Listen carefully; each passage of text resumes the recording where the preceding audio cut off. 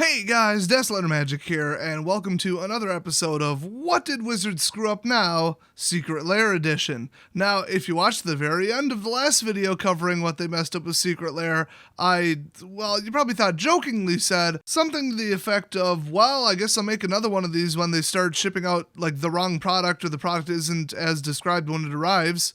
Well, some of the products have started arriving, and according to people on Reddit, a couple people at least, they are not assembled correctly. Wonderful. Now, when we're talking about Wizards of the Coast, you can always cite precedent here. So, remember when they were supposed to be sending out uncut sheets of like mythic foils or whatever to make up for the screw up of whatever Mythic Edition or whatever the hell they call that stupid product? And then instead of doing that, they accidentally sent somebody a Quip toothbrush? Yeah, and then basically every pre-release for the last 2 years, we've had people who have opened up their pre-release kits and not had a promo.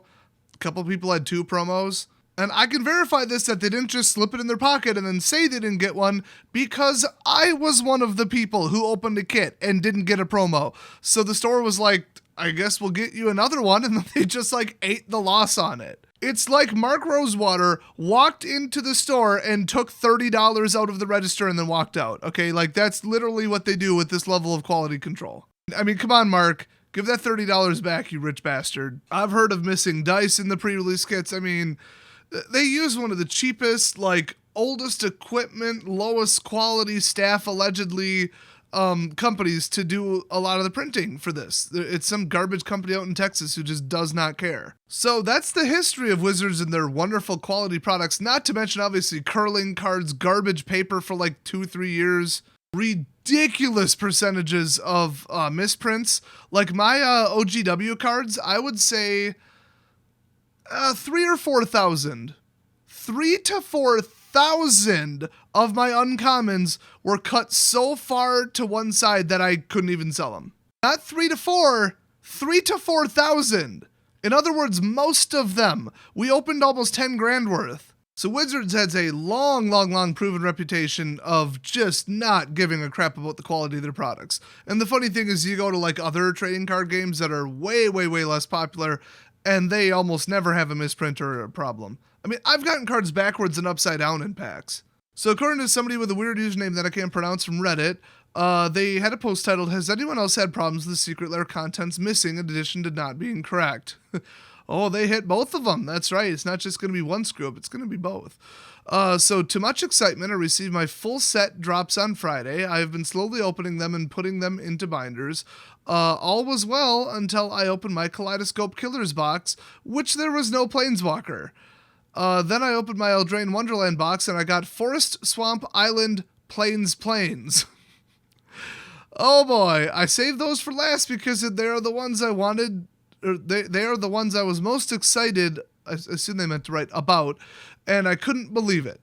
I know I am in the minority of people excited by lands. That's not true, lands are cool. What crap quality control for a very premium product.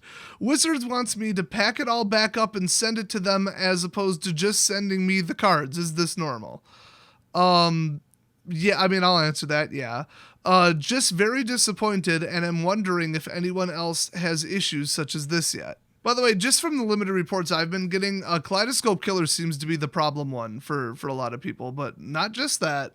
So here's the thing. Okay, you can legit just be like, okay, my lands were Forest, Swamp, Island, Plains. I will send them back to you. You can look at them and verify that. I mean, sure, I could have traded with a friend, but like, who would bother?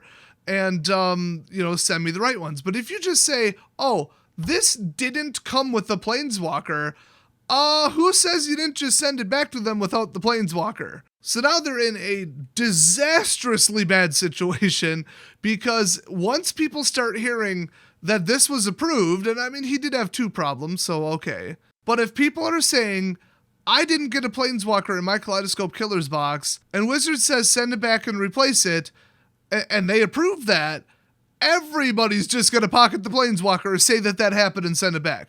Probably 90% of the people reporting that will be lying. They'll just be like, free second shot at a Planeswalker? I just opened a $4 Tesa, or Tater Tots, whatever the hell his name is. I've been calling him Tato since he was, like, announced. And that's a little manipulative, and they might run out of actual replacement Planeswalkers. It's an awful long walk to make like 20 or 30 bucks, but some people are immoral like that, just saying. So like seriously, don't do that. But yeah, if you think this is an anomaly, well, let's read the replies.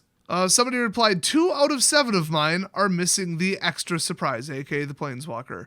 Wow, that's rough. Now here's a new one.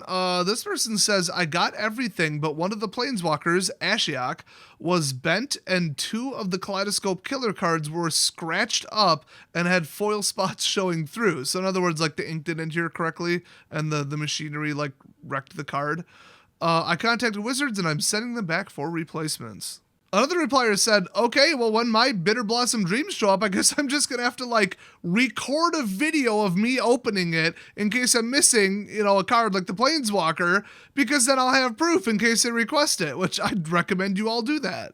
Burn that shit to, like, a nice DVD with, like, a nice little menu, maybe some Christmas effects, you know, get some snow falling, get a little December vibe going, and then stick the DVD in the box when you return and say, evidence of me opening it and being wrong.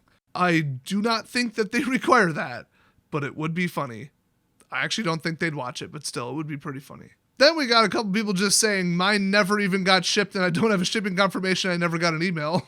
So FYI, that's a whole thing in case you haven't heard about that. Oh, then we got this jackass who says, I got 2 Planeswalkers in one of mine. Happy mistakes are great. Haha, f*** you. Oh, and by the way, if you got your confirmation email for the order, you saw the money on your credit card or your bank or whatever, but you haven't gotten any information about shipping, it's because you made the second wave. You're not going to see your stuff for like weeks. So yeah, it sounds like more than a couple people here are getting some screwed up products. I mean, how much do you have to not like your job for it to be like your only job to place one of every one of these objects inside of the product, and you decide to go with 0 or 2 once in a while? Like, is it sabotage? Is the person just... Actually, is it even a person? I mean, it could be a machine doing it. It might accidentally pick up 2 from the hopper. I could totally see that. In fact, these days, I mean, I hate to say these days because I know that the Texas facility that I assume are the ones who make this, they have antique equipment, so it's not really these days, but... you know, repetitive strain injuries are a thing. Trying to retain somebody to do a job of pick this up, put it into a box for 8 hours a day without losing your sanity, not that big right now. They tend to automate things like this whenever possible. And honestly, like a $20,000 machine is cheaper than a person over the long term. So I actually really don't think it's like people doing these, but I don't know, paying somebody to sit there and monitor it isn't a thing either, but a lot of times you use like optics, like optical scanners or some kind of like a scale or just whatever to verify that whatever the last machine just did, it's actually correct. And to even just strap a simple little like industrial grade, high volume, you know, verification machine or sensor or something to the machine, it's like $1,000. I mean, come on. Like in some cases, I hate to generalize, but they just don't give a shit. If they do give a shit, that means that they give some money into giving a shit, and then they're more expensive and they're not the bottom of the barrel cheap ass who cares printing company, which is obviously who Wizards went with because they have no quality standards.